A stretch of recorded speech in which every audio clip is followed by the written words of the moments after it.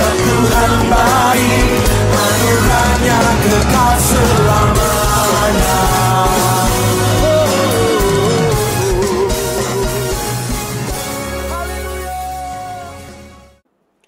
Shalom dan selamat pagi. Kita bertemu lagi dalam renungan pagi kita untuk pagi ini. Sebelum kita memuji Tuhan, sebelum kita mendengarkan sebahagian daripada firman Tuhan, mari kita berdoa terlebih dahulu. Bapa kami yang di sorga, terima kasih Tuhan untuk pagi yang baru ini. Kami dapat bersama-sama memuji dan juga menyembah Tuhan. Dan kami dapat mendengar sebahagian daripada kebenaran firman-Mu. Bantulah setiap kami supaya kami dapat berfokus, kami dapat mempersiapkan hati kami, dan biarlah firman Tuhan pada hari ini menyegarkan kami, mendorong kami, dan kami bukan hanya mendengar, tetapi kami juga menjadi pelaku firman-Mu. Kami mengucap syukur Tuhan untuk kesempatan dan juga ruangan serta waktu ini. Di dalam nama Tuhan Yesus, Tuhan dan Penyelamat kami berdoa. Amin. Halo, shalom, selamat pagi. Mari kita angkatkan pujian kita pagi ini dengan lagu Jejak-Mu Tuhan.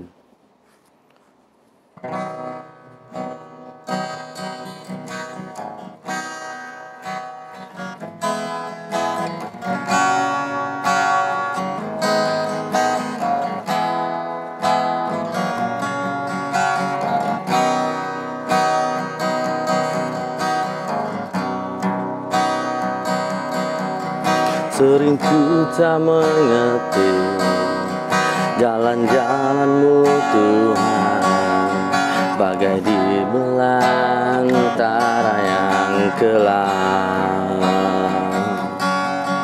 Tanpa seribu tanya, namun tetap percaya, jejak-Mu Tuhan sungguh sempurna.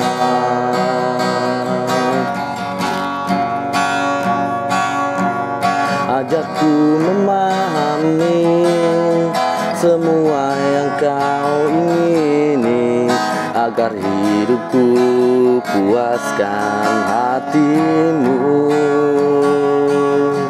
Bagimu aku rela sepenuh hati mengambah, serahkan diri genapi karya-Mu.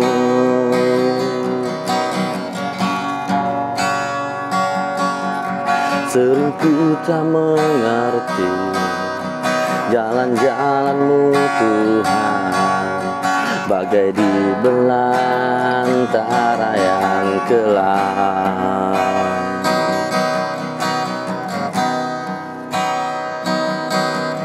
Tanpa seribu tanya, namun tetap percaya, jejak-Mu Tuhan sungguh sempurna.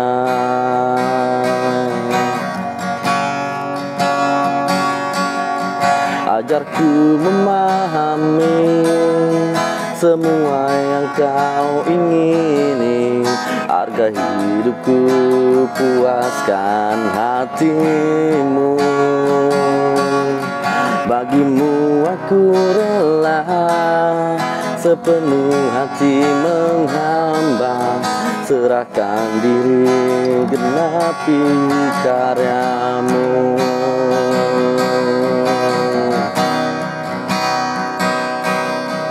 Ajarku memahami semua yang Kau ingini, agar hidupku puaskan hati-Mu.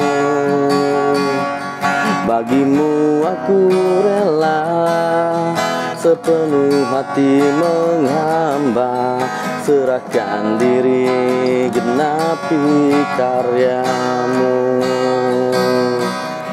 Serahkan diri genapi karya-Mu.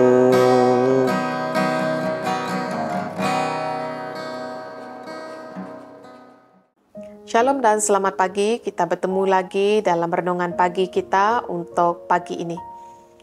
Jadi saudara-saudari, teks yang kita akan renungkan bersama pagi ini diambil dari kitab Mazmur nomor 23 ayat 1 sampai ayat yang ke-6. Dengan tema kita, Tuhan adalah gembala yang baik. Saya ulang lagi, Mazmur nomor 23 ayat 1 sampai ayat yang ke-6. Jadi saudara-saudari yang berada di rumah, kamu boleh buka Alkitab kamu masing-masing dan rujuk ayat yang akan saya bacakan untuk kita semua.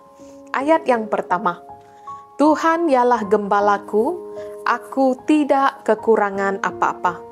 Dia membaringkan aku di padang rumput yang hijau dan membimbing aku ke air yang tenang.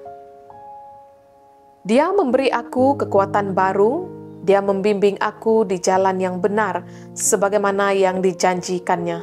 Walaupun aku melalui tempat yang gelap gelita, aku tidak akan takut ya Tuhan, karena Engkau menyertai aku.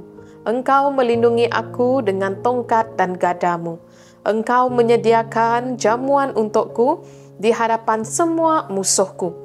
Engkau menyambut aku sebagai tetamu yang dihormati dan mengisi cawanku hingga penuh. Demikianlah firman Tuhan untuk kita renungkan bersama pada pagi ini. Jadi saudara-saudari, kita sangat biasa dengan perkataan gembala, ya. Jadi gembala boleh merujuk kepada orang yang menternak binatang seperti domba, kambing, dan mungkin juga binatang yang lain. Dan gembala juga boleh merujuk kepada hamba Tuhan ataupun pelayan Tuhan. Dan saya percaya mungkin ada saudara-saudari kita yang melihat pagi ini, kamu juga ada pengalaman menternak binatang, ya. Jadi dalam ayat ini ataupun dalam teks yang kita renungkan hari ini, Tuhan digambarkan sebagai gembala.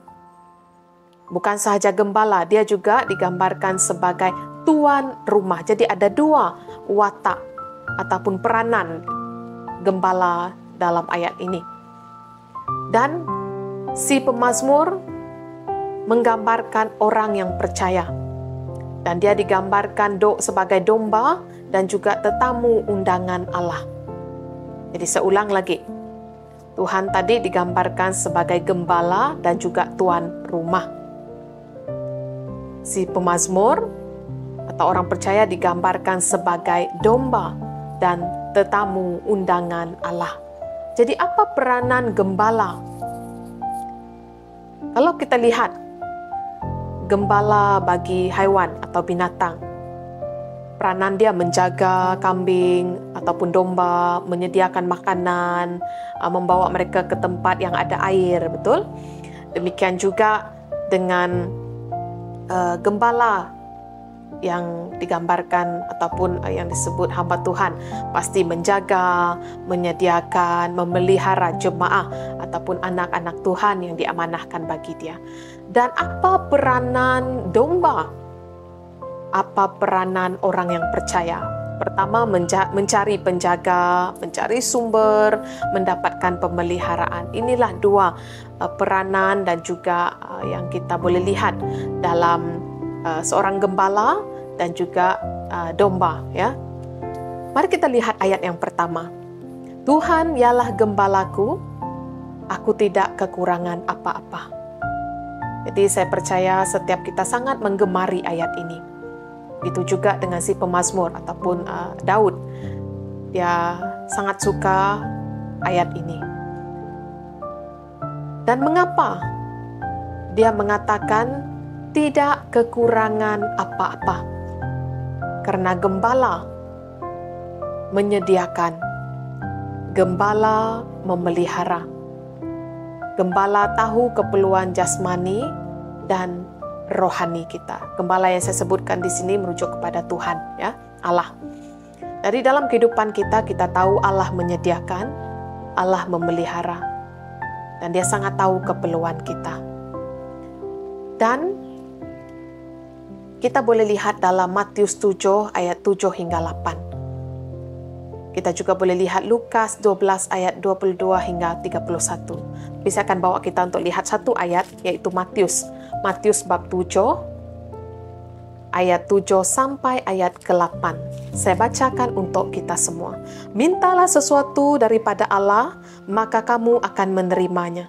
Carilah sesuatu daripada Allah, maka kamu akan mendapatkannya.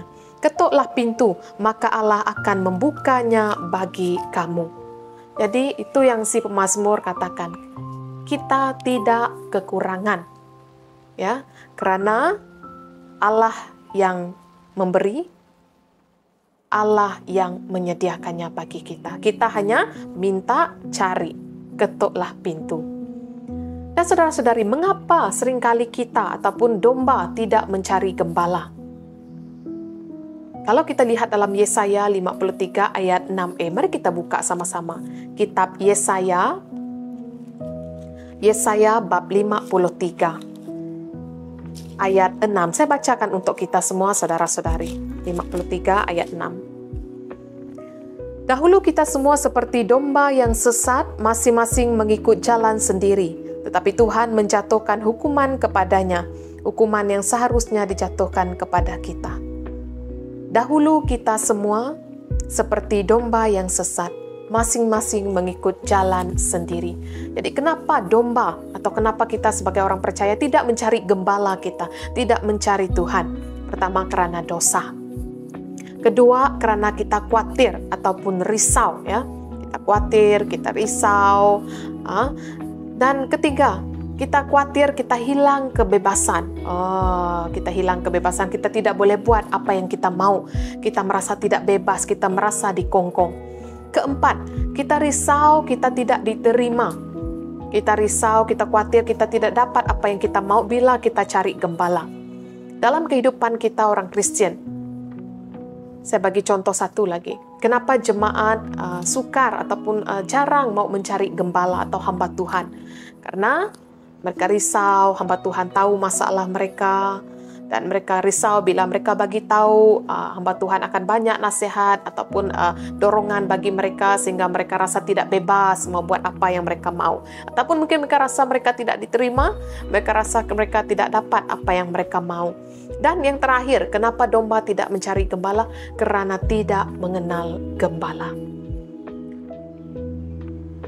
Jadi saudara-saudari, apa yang kita boleh pelajari dari ayat pertama ini? Yang pertama, Tuhan adalah gembala kita yang paling baik. Dan hamba Tuhan juga disebut gembala, kan?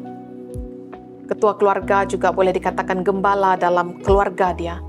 Tapi kedua pribadi ini, yaitu hamba Tuhan, pastor, reverend mungkin, dan bapak atau suami, mungkin tidak begitu sempurna, tidak peka, mungkin kadang-kadang tidak dapat memenuhi keperluan kita. Karena mereka masih manusia, masih ada keterbatasan. Tetapi gembala yang paling baik adalah Tuhan kita.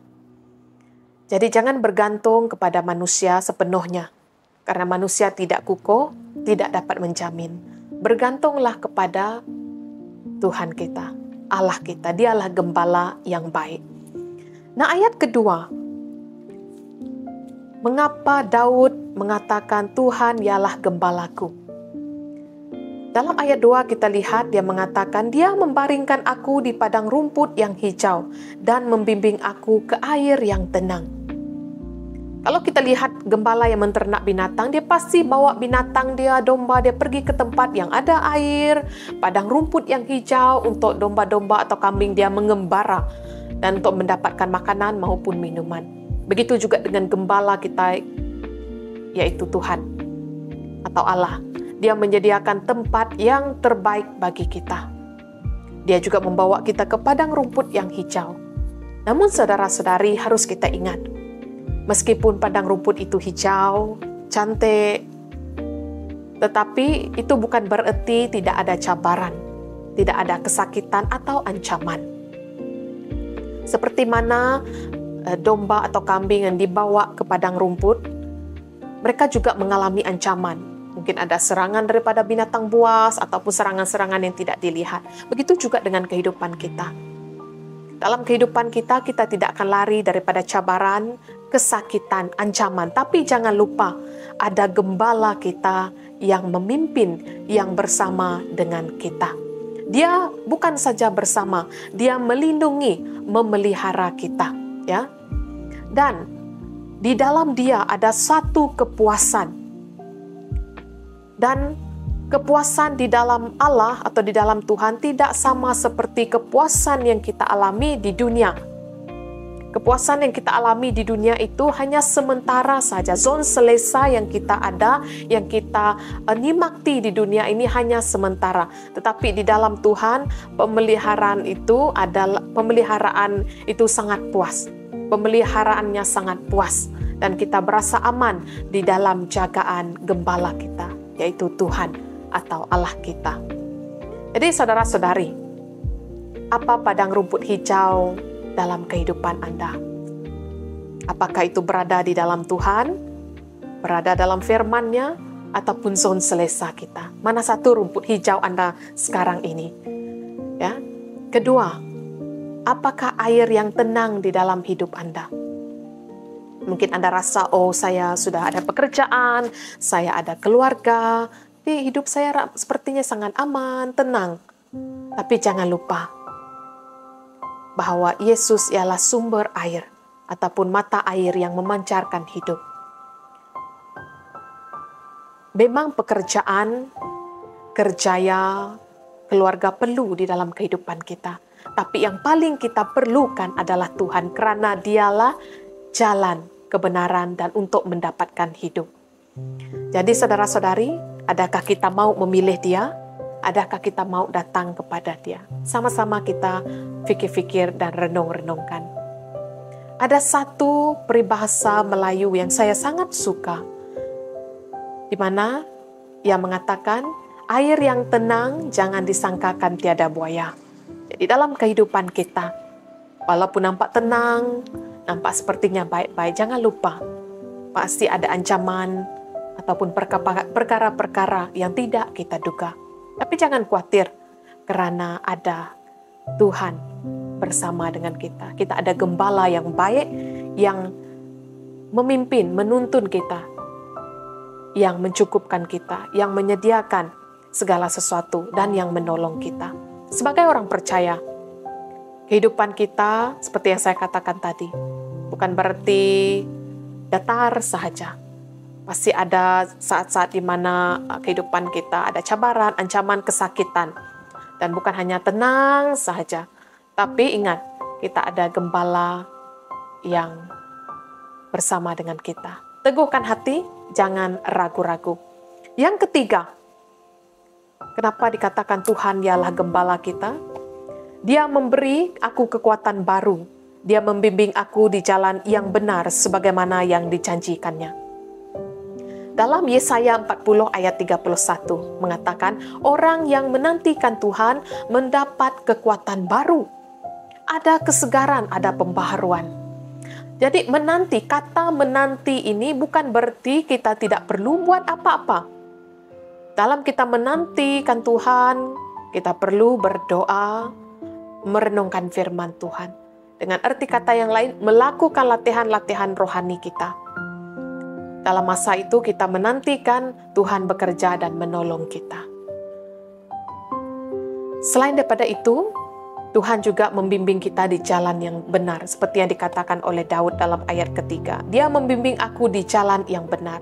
Yohanes 14 ayat 6. Ini ayat hafalan yang semua orang suka. Yesus adalah jalan dan kebenaran dan hidup. Yesus jalan untuk mendapatkan hidup yang kekal. Ini satu kebenaran yang kita perlu tahu, saudara-saudari. Mari kita lihat Matius bab 7, ayat 13 hingga ayat ke-14. Saya bacakan untuk kita. Masuklah melalui pintu yang sempit, karena pintu dan jalan menuju ke neraka itu lebar dan lapang. Banyak orang yang mengambil jalan itu, tetapi pintu dan jalan yang menghala ke hidup sejati itu sempit dan susah. Hanya sedikit orang yang mendapati jalan itu. Jadi saudara-saudari, yang mana pilihan kita? Jangan kita lupa, Yesus adalah jalan dan kebenaran dan hidup. Jadi datanglah kepada Dia untuk kita mendapatkan hidup. Datang kepada Dia. Karena tanpa ataupun kalau tidak melalui Dia, kita tidak dapat datang kepada Bapa. Apa yang kita boleh pelajari dari ayat ketiga ini? Perjalanan di dunia ini tidak mudah dan kita adalah orang yang lemah. Tetapi kita ada gembala yang bersama yang menuntun kita. Bisik Tuhan, bisik penghidup. Nadai Tuhan, nadai penghidup. Jadi saudara-saudari, sekian saja perkongsian saya untuk pagi ini. Pagi ini kita hanya merenungkan ayat pertama sampai ayat ketiga. Dan besok jangan lepaskan peluang untuk mendengar lagi sambungan ayat keempat sampai ayat yang keenam, masih dengan tema yang sama, yaitu Tuhan ialah gembala yang baik. Jadi saudara-saudari, saya harap kita diberkati dengan perkongsian hari ini. Sebelum kita bersurai, saya pimpin kita untuk doa penutup. Mari kita berdoa. Tuhan, Engkaulah gembala kami yang baik. Kami mau Tuhan, hati kami berharap, percaya kepada pimpinan tuntunan Tuhan dalam kehidupan kami. Karena kami percaya Tuhan membawa kami ke air yang tenang, menyediakan padang rumput yang hijau, membimbing kami ke jalan yang benar. Bantu kami pada hari ini Tuhan, supaya kami tidak tersasar seperti domba yang sesat, tapi kami mendengarkan suara gembala kami. Kami mengucap syukur, karena Tuhan Engkau adalah gembala dalam hidup kami. Di dalam nama Tuhan Yesus kami berdoa dan mengucap syukur. Amin. Sekian saja untuk hari ini. Tuhan memberkati, kita jumpa esok pagi.